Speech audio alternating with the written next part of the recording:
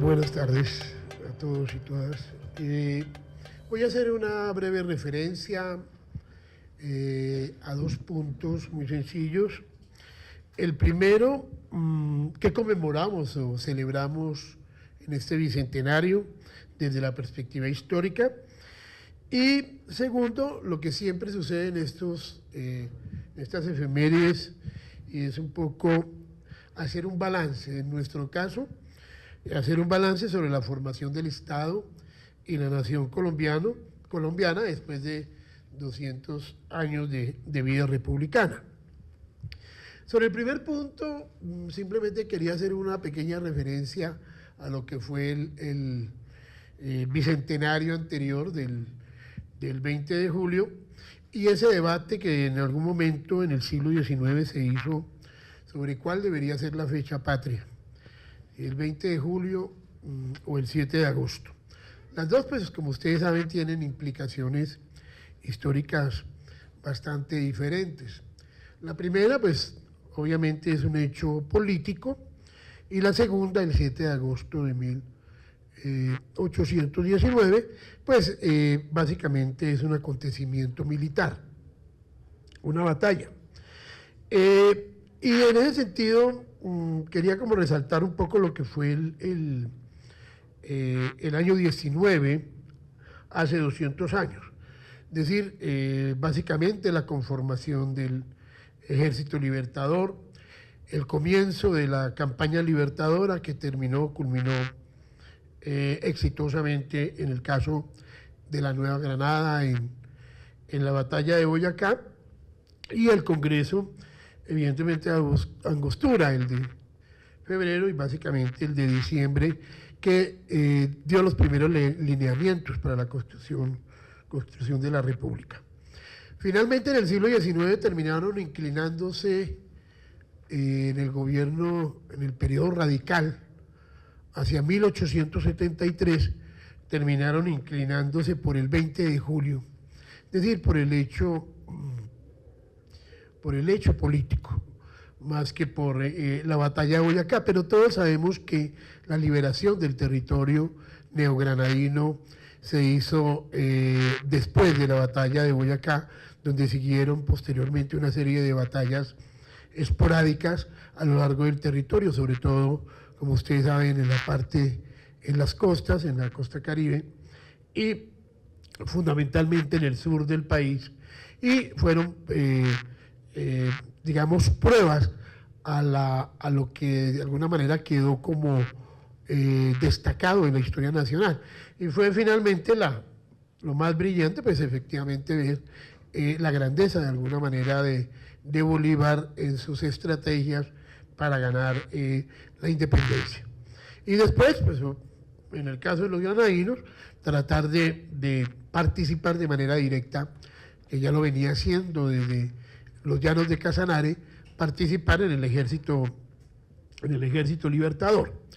Pero bueno, lo que destaca uno allí es un poco, pensando en el caso colombiano, también las discusiones que se dieron en 1873 sobre cuál debería ser la fecha realmente del surgimiento del Estado y del Estado Nacional. Porque, como ustedes saben, para los colombianos ha sido muy importante los componentes ligados a las constituciones.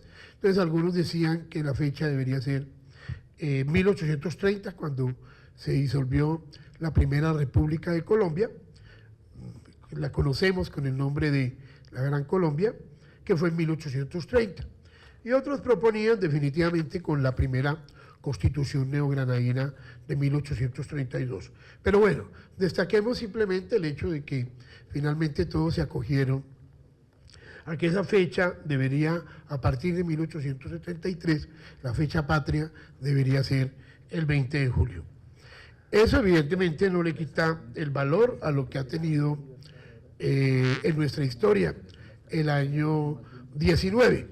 Pero reitero, fue una fecha fundamentalmente de liberación después de unos hechos supremamente difíciles y crudos de esa época de la Reconquista, que los españoles la denominarían como el periodo de la pacificación. y que los neogranadinos la denominaríamos como la época del terror. Y ya sabemos nosotros que prácticamente en ese periodo de la época del terror, entre el año 15 y el año 19, los neogranadinos, la mayoría de los que habían dirigido el primer experimento republicano, pues irían a ser sacrificados. Eso explica un poco por qué gran parte de la liberación estuvo un poco en manos del ejército comandado por Bolívar y por los venezolanos en ese momento.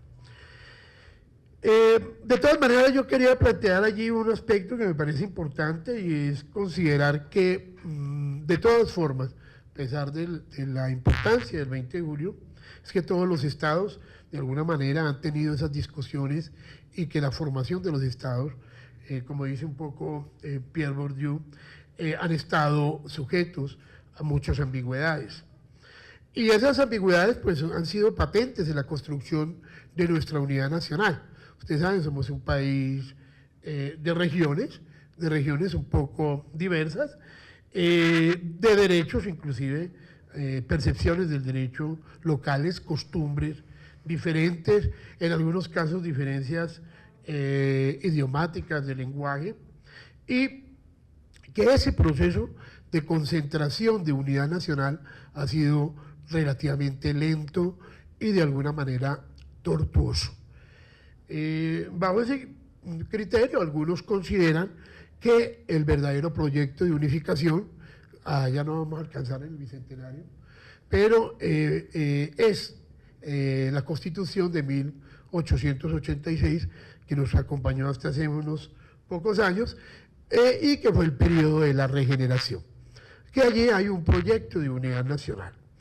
Pero bueno, reitero un poco lo que dice Bourdieu, es decir, definitivamente hay esas ambigüedades, las cuales también desde nuestra profesión de la historia podemos generar múltiples debates y en algunos casos de pronto hay que darnos de una manera arbitraria con una fecha específica. De todas maneras, el bicentenario vale la pena, en ese sentido, después de la liberación definitiva, reflexionarlo porque pues todavía tenemos compromisos en la construcción de esa unidad nacional. Con respecto al balance del Estado Nacional, desde mi posición de historiador, voy a plantear una hipótesis muy sencilla. Es un poco, estos bicentenarios lo llevan a uno a la reflexión, y uno se preguntaría cuáles han sido los problemas más profundos de este país, y pues todos también podríamos tener una posición divergente. Para algunos, pues de pronto lo peor, e inclusive algunos lo atribuyen a una tradición, ha sido el problema de corrupción. Entonces hablan allí desde la época de los españoles, la corrupción. El otro fenómeno ha sido indudablemente la presencia de la violencia.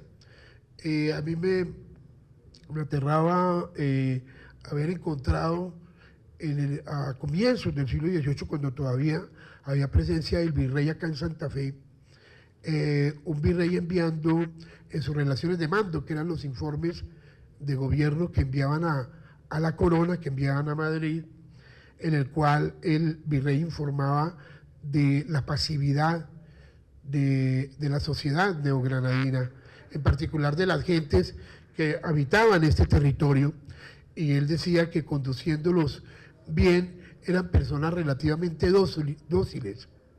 Sin embargo, uno no entiende qué pasó en el siglo XIX cuando llegó el periodo de la República, porque indudablemente empezamos a ver una serie de guerras civiles a lo largo del territorio, las 9 guerras civiles nacionales, además de una serie de enfrentamientos de orden regional que indudablemente alteraron terriblemente el orden y la estabilidad política, generando una serie de enfrentamientos que duraron hasta comienzos del siglo XX. Otro problema que es muy común, o que resaltamos, es la situación de pobreza, y sobre todo en este campo los problemas de la inequidad o la repartición de la riqueza como uno de los problemas también centrales. El otro es el del narcotráfico, y finalmente diría unido a los problemas de seguridad. Esos problemas indudablemente son destacados y se combinan y yo no los minimizo, pero mi hipótesis está dirigida a considerar que realmente el problema más grande que ha tenido este país, y lo digo también desde mi perspectiva del ejercicio como historiador y de trabajar con los estudiantes en la SAP, en los programas de pregrado, es indudablemente el problema de la formación de ciudadanía.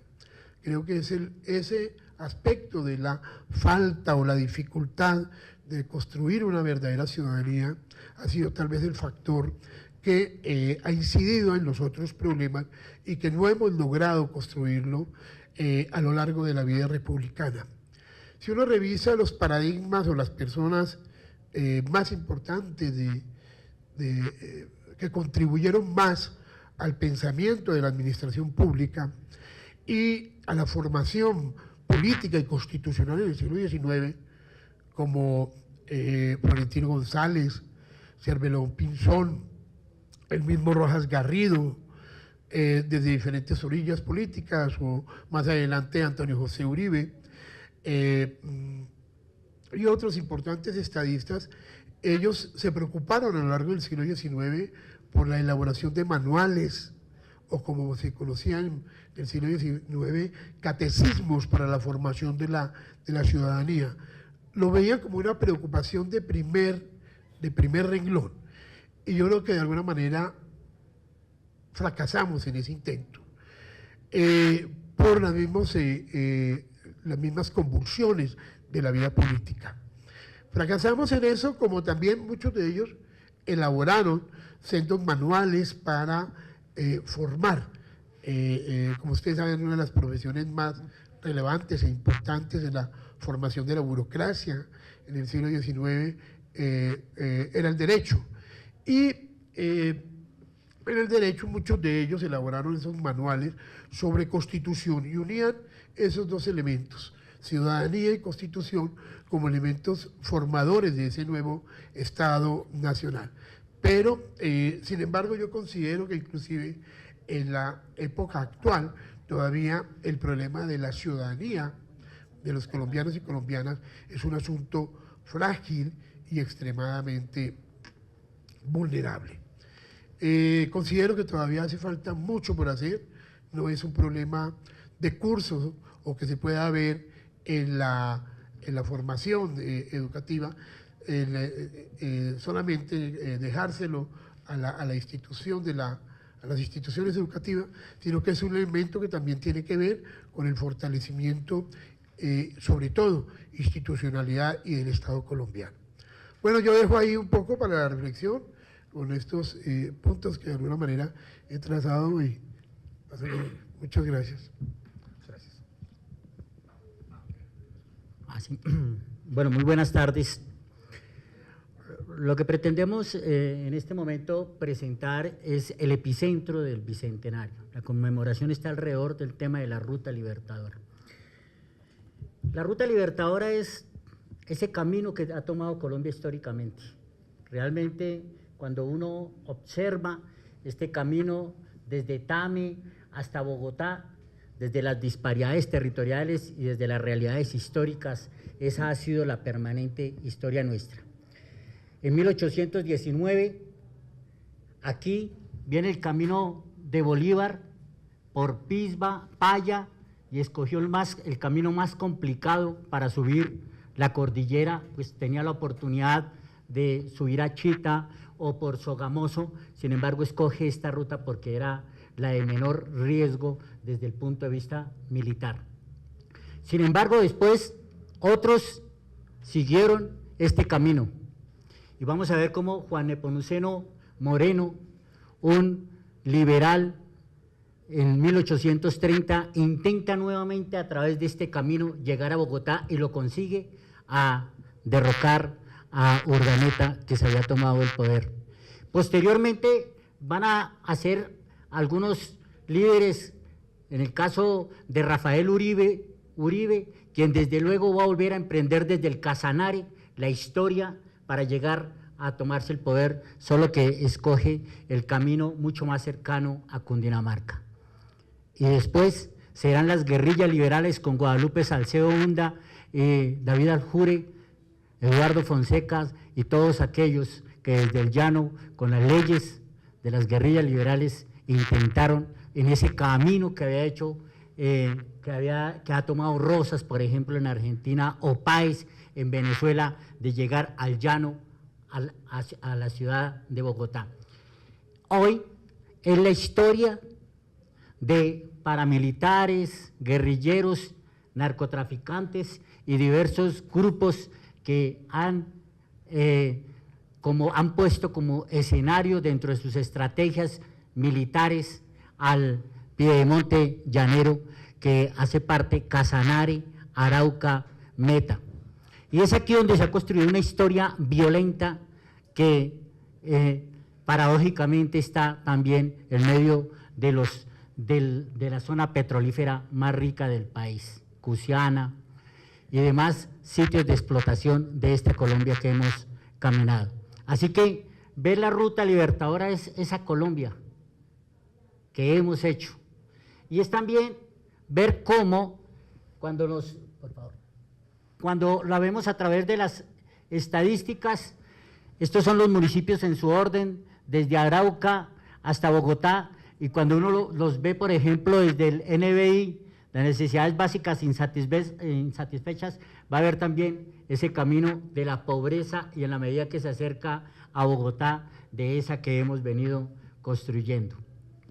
Traemos ahí una serie de indicadores que nos permitirían ver la urgencia y la necesidad, por ejemplo, del fortalecimiento institucional en una tarea que es de las fundamentales de la Escuela Superior de Administración Pública, y es generar capacidades estatales para que estos municipios puedan asumir su tarea. Entonces, como ustedes se dan cuenta, en pleno siglo XXI tenemos municipios como Nunchía, Paya, Pisba, Labranza Grande, con NBI superiores al 80%.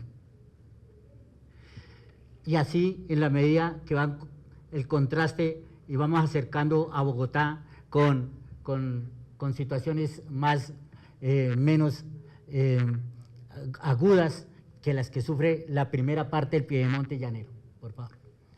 Aquí tenemos la densidad de la población, que es otro aspecto que nos permite ver el tema de la pobreza.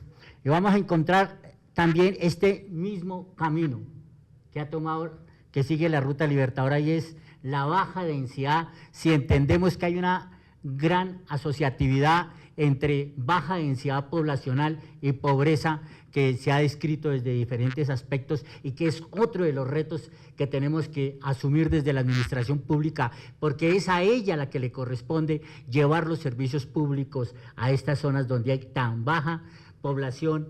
Por ejemplo, pensemos en Atocorozal, Paz de Ariporo, Pisba o Paya, con 4 habitantes por kilómetro cuadrado. Eso implica también todo un costo en la prestación de servicios públicos, pero también un reto en esta Colombia que tiene que luchar y que tiene que superar las divergencias territoriales que se han dado.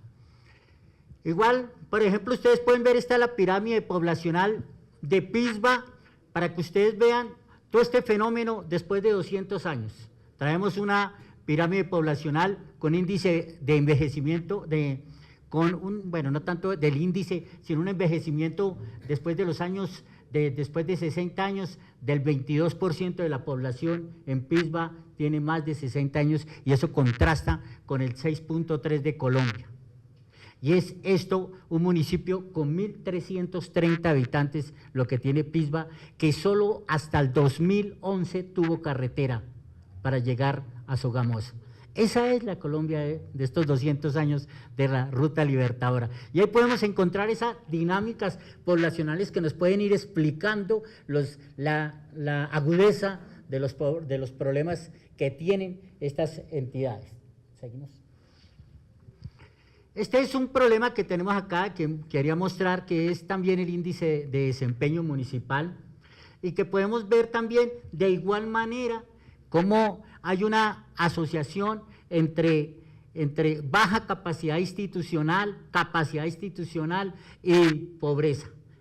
Van de la mano. Desde luego hay algunas excepciones que se dejan ver, pero aquí lo que podemos observar es un grave problema de índice de desempeño fiscal en los municipios más pobres, que es una de las grandes tareas que tiene el país. Esta es una gráfica que nos muestra el índice de desempeño fiscal año 2017, son 1.103 municipios, y miremos, por ejemplo, cómo aquí tenemos a Tame en el puesto 1031, a Pore en el puesto 985, a Paya en el puesto 960 dentro de los 1.100, para ver la ineficiencia que existe en estos municipios.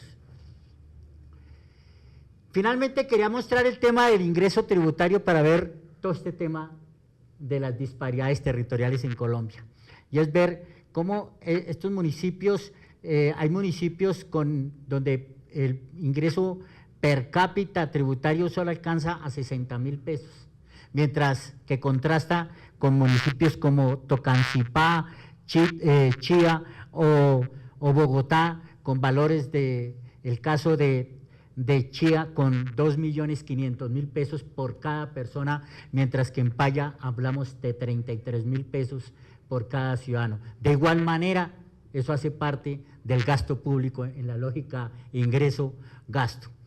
Quería con esto simple y llanamente invitarlos a la gran tarea que tiene la ESAP en la reflexión de los 200 años a partir de la Ruta Libertadora, y es cómo es necesaria y urgente para que nuestra tarea esapista continúe en estos municipios para encontrar algo que en Colombia es una gran deuda histórica después de estos 200 años, y es el problema de la convergencia, mejor el problema de la divergencia territorial existente.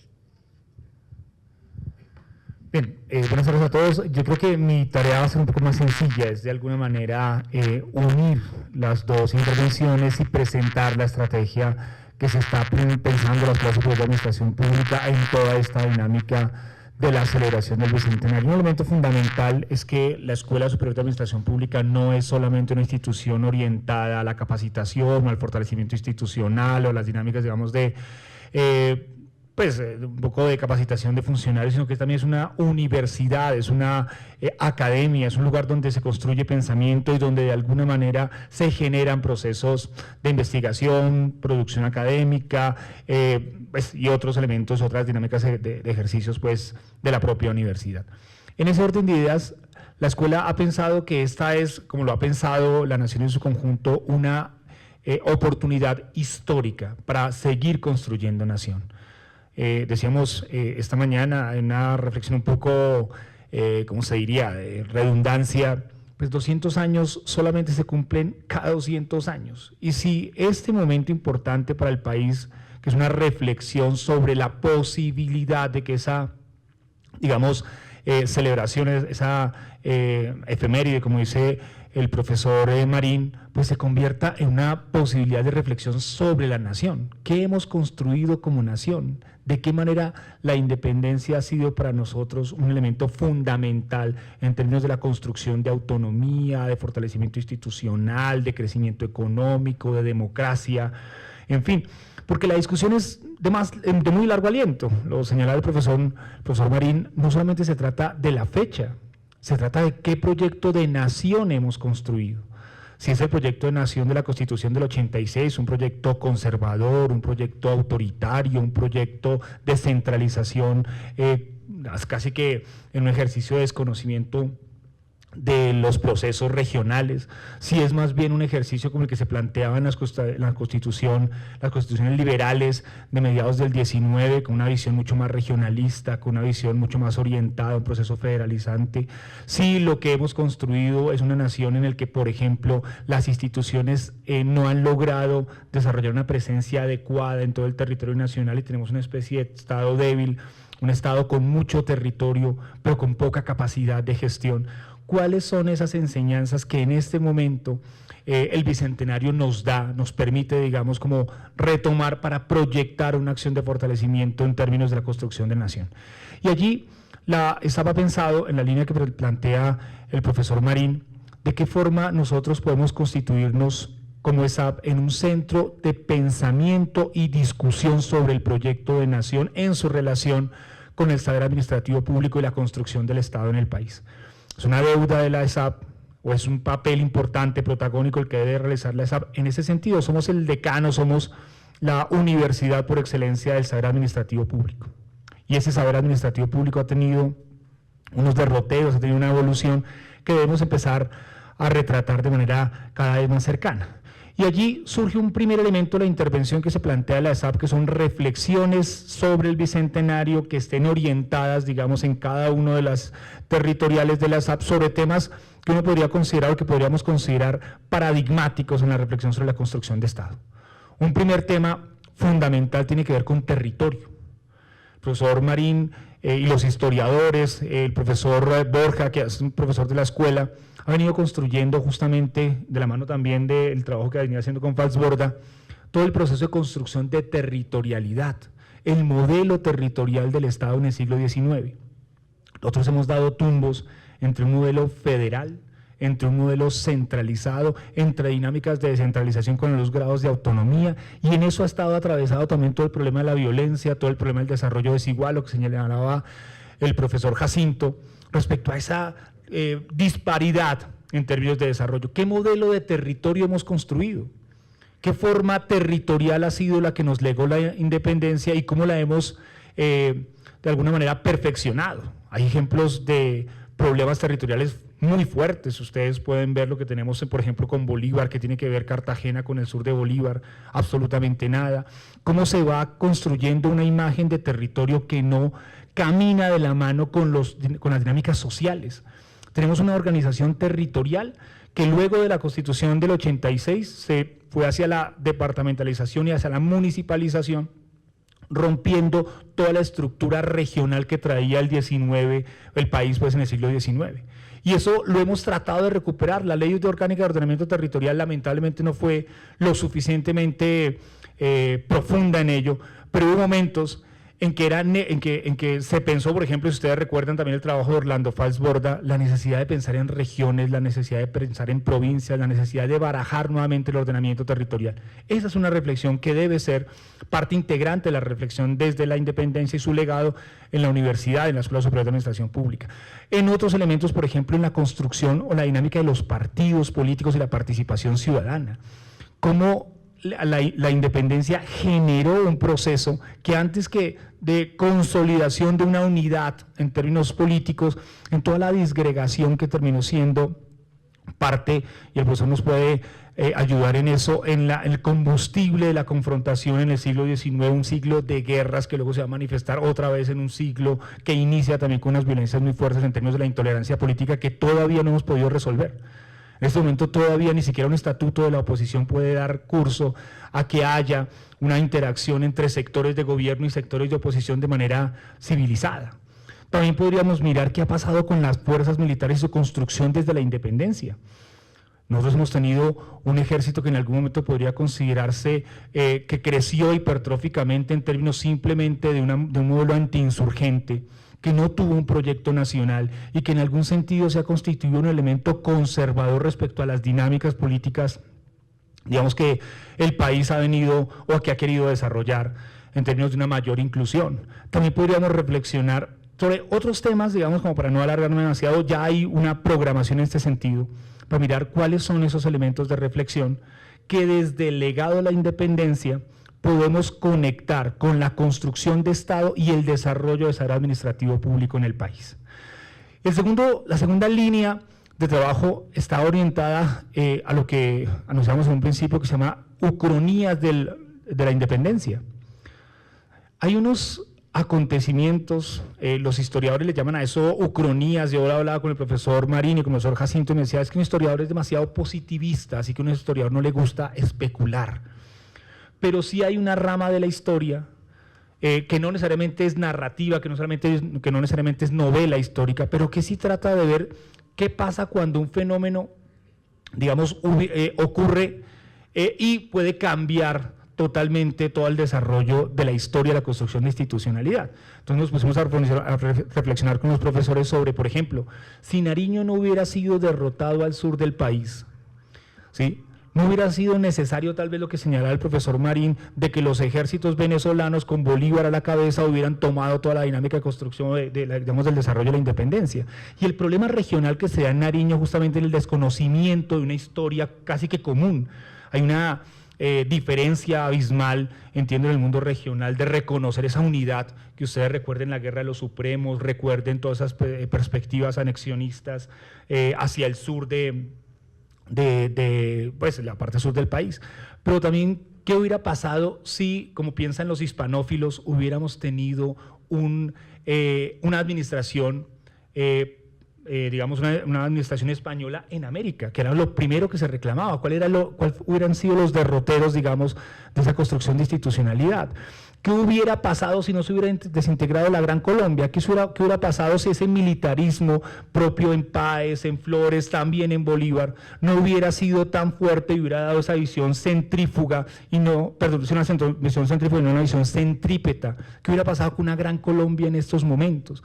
¿Qué hubiera pasado si el sucesor de Bolívar no hubiera sido asesinado de manera leve en el mundo, pues, del sur del país, digamos, en la resistencia que se tenía con Bolívar? ¿Por qué no pensar en los escenarios posibles de nuestra institucionalidad si estos acontecimientos hubieran ocurrido? Esa es una segunda línea de reflexión. Pero como la escuela no es solamente digamos, encargada de la reflexión académica, no es solamente un centro universitario, sino que es también un centro de capacitación, de fortalecimiento de las entidades territoriales, ¿por qué no, desde lo que dice el profesor Jacinto, se puede concentrar oferta institucional en estos municipios de la Ruta Libertadora como una especie de contribución, digamos, a saldar la deuda histórica del país respecto del papel que jugaron en todas las dinámicas de independencia? Y para ello nos hemos planteado la posibilidad no solamente de orientar en la Escuela de Alto Gobierno, no solamente orientar en términos de capacitación y fortalecimiento institucional, sino de conectar a la Facultad de Pregrado para que pudiéramos desarrollar lo que hemos dado en denominar la ruta de la independencia, o digamos lo que es la expedición del Bicentenario. Que tengamos los estudiantes de pregrado, que tengamos la oferta institucional llegando a esos municipios y en ese ejercicio mostrar un proyecto institucional de la Escuela Superior de Administración Pública orientado justamente a conmemorar el Bicentenario, pero no simplemente una celebración académica hueca, no simplemente una especie de batalla de eruditos respecto de la historia, sino también la posibilidad de orientar la oferta institucional de la escuela a esos municipios. Y eso debería rematar en un proceso, digamos, que uno podría denominar un seminario, podríamos denominar un curso de extensión, podríamos denominar, digamos, como formalizar ese ejercicio. Y unido a lo que dice el profesor Jacinto, que es la celebración del Congreso Bicentenario en Tunja en los primeros días de agosto, en el cual la misma universidad, la misma Escuela Superior de Administración Pública va a jugar un papel importante en las mesas, digamos, de trabajo que se están desarrollando en eso. Así, pues que la idea, digamos, de esta conferencia, la idea de esta reflexión que les presentamos es, primero, concentrar la discusión respecto de la importancia de la celebración del Bicentenario. Lo que dice el profesor Marín sobre, todavía ni siquiera nos hemos puesto de acuerdo sobre cuál es la fecha para conmemorar ese Bicentenario y todavía no nos hemos puesto de acuerdo sobre cuáles son los elementos que nos van a ayudar a rescatar la construcción de nación y el fortalecimiento de la institucionalidad. Pero como no nos hemos puesto de acuerdo y como estamos en un proceso justamente de transición en términos del fortalecimiento del Estado, ¿por qué no esa reflexión nos ayuda justamente a construir una intervención de la escuela en esos municipios en los cuales la Ruta Libertadora atravesó, digamos, esa geografía difícil, inexpugnable, donde todavía hay, digamos, unas condiciones de pobreza, de debilidad institucional, etcétera, que debemos saldar, pero también cómo podemos ayudar a reflexionar desde la universidad en toda esta construcción, pues, de la celebración del Bicentenario. Digamos, como el objetivo fundamental de la charla. Quisiéramos, pues, si ustedes tienen algún comentario, sugerencia o alguna pregunta que podamos resolver o simplemente alguna, digamos, observación, también repito, sugerencia que nos puedan dar para todo el desarrollo que se viene en lo sucesivo. Yo tengo una pregunta para el profesor Marín, sobre todo un comentario porque no siempre uno tiene la oportunidad de dialogar con un historiador tan bueno como usted, profe,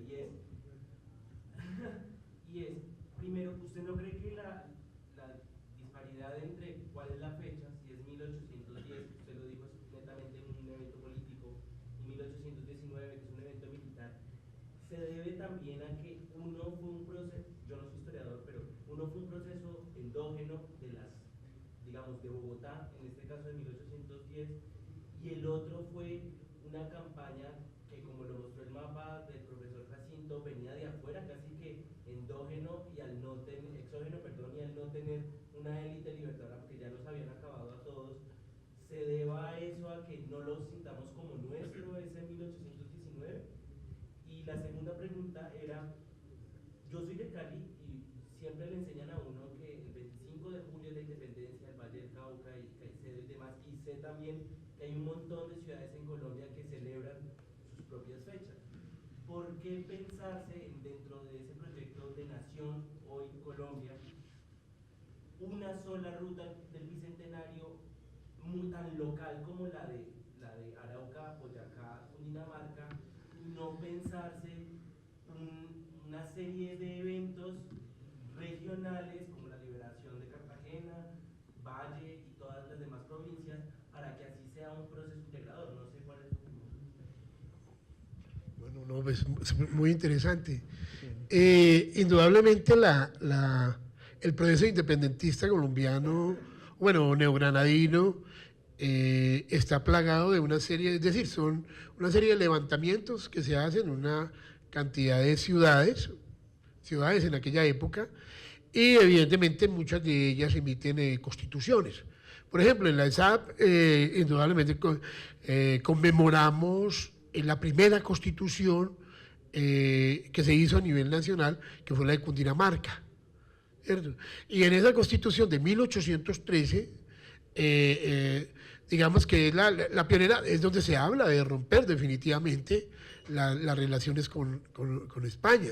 Porque si hablamos de la Constitución de 1811, pues en ella se consignó que el rey viniera a gobernar acá, es decir, que Fernando VII viniera a gobernar acá. Entonces, digamos que nosotros conmemoramos la Constitución. Entonces, muchas veces uno diría, a la luz de qué se haría. Es decir, lo que usted dice es cierto, lo que hubo en Santa Fe era la capital de todo un territorio, una unidad administrativa que se llamaba Virreinato, y allí en Santa Fe el levantamiento fue dirigido por el Cabildo, que era como el escenario político por excelencia de la época.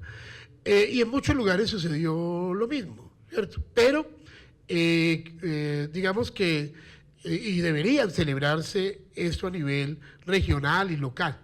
Esperaría uno que se hiciera.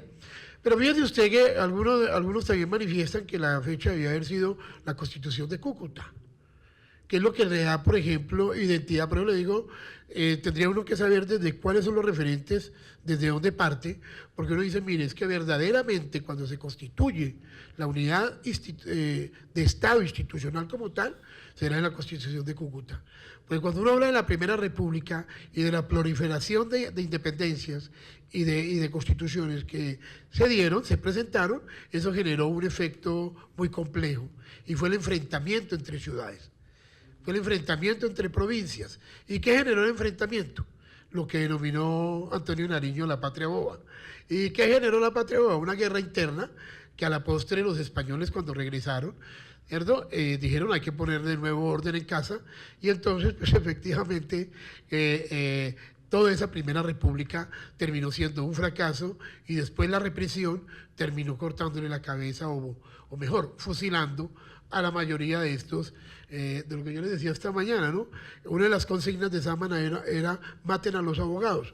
Entonces empezaron a fusilar a los abogados en aquella época. Entonces, pues, digamos que ese proceso, diría uno, cuando depende del punto de referencia que uno considere sería el clave, pero indudablemente la campaña libertadora pues que no solamente fueron venezolanos, lo que pasa es que la mayoría de los soldados, muchos de los soldados que componían, y recuerdan, o yo me recuerdo desde la primaria, las fotos que traían los libros que mostraban los grandes sacrificios que hicieron esos llaneros de Casanare, de Arauca, obviamente de los llanos venezolanos, subiendo esas escarpadas montañas, sufriendo los rigores del frío y llegando hasta el altiplano, pues que no fue cualquier, es decir, fue una campaña realmente dura. Uno dice, pues allí eso fue precisamente por el resultado, es decir, es que una de las causas de la revolución no solamente fue la opresión o todos los problemas que tenía el Imperio Español, sino también fue la represión que generó ese periodo el periodo del terror. Sin eso, de pronto no hubiesen tenido la conciencia nuestros patriotas de haberse unificado, de haber dicho, dejemos las diferencias, empeñémonos en un objetivo común y construyamos ahora sí un Estado republicano, independiente, libre, etcétera, y una democracia, ¿cierto? Entonces, por eso es tan importante, por ejemplo, la Constitución de Cúcuta. Es absolutamente fundamental. Pero después, fíjense, no alcanzaron la unidad. Por ejemplo, una ucronía muy bonita que yo veía en mi época de estudiante en pregrado, porque además tenía un general profesor, y decía, el gran error de Bolívar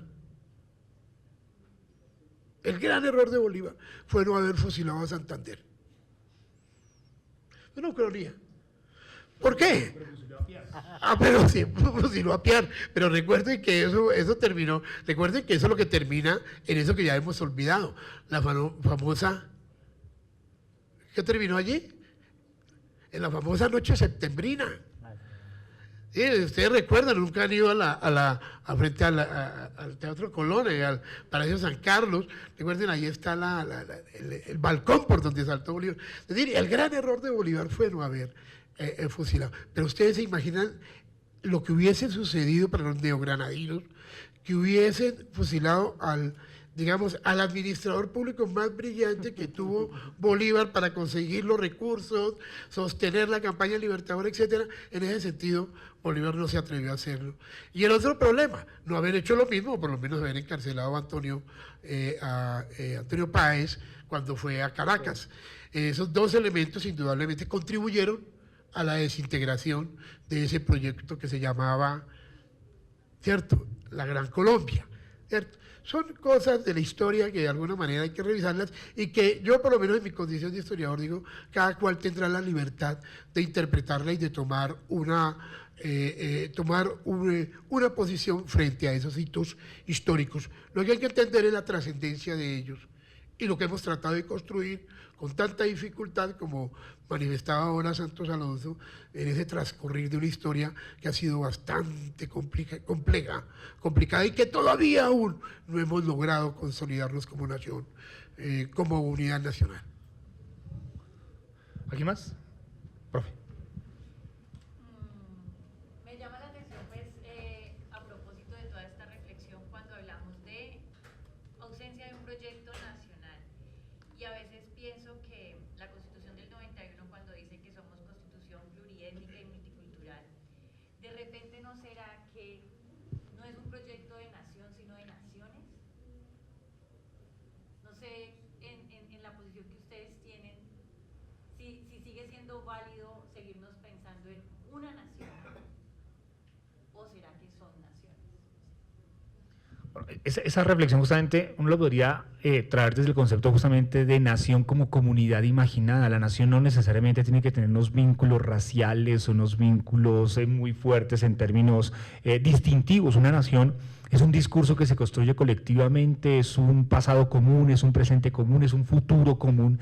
Y ahí está justamente en lo que dice la profesora Diana, una de las reflexiones que deberíamos traer a colación justamente. Este proyecto nacional se ha afincado en una visión a veces supremamente sectaria, blanca, andina. No hemos tenido, salvo la reconstrucción de la memoria pues, de un presidente de origen negro, no hemos tenido, el único presidente costeño, entiendo, sería Rafael Núñez. De resto, la costa pareciera no haber tenido ninguna incidencia en el manejo de los asuntos públicos en el país. Y eso nos dice mucho como nación. Y eso nos dice mucho en este momento cómo pareciera que el proyecto político nacional tiene unas fisuras tan fuertes en términos, por ejemplo, de lo que sucede en Antioquia, de lo que sucede en los Santanderes, de la forma en la que se piensa en Bogotá, de la forma en la que se piensa en la costa, que nos habla justamente de un proceso nacional que hace agua. Yo les agradezco muchísimo a todos, lamento no permitir su pregunta, pero creo que ya nos están corriendo de la sala. Pero solamente recordarles, de verdad, que lo que vamos a hacer en la ESAB es una tarea institucional que va a, de alguna manera, involucrar a muchas divisiones, direcciones de la ESAB y que va a proyectar una imagen de construcción del Bicentenario como una reflexión desde la administración pública, pero desde la posibilidad de concentrar oferta institucional a estos municipios en los que, como dice el profesor Jacinto, tenemos toda una deuda histórica que nunca hemos querido pagar de manera suficientemente clara, equitativa con ellos. Muchas gracias a todos.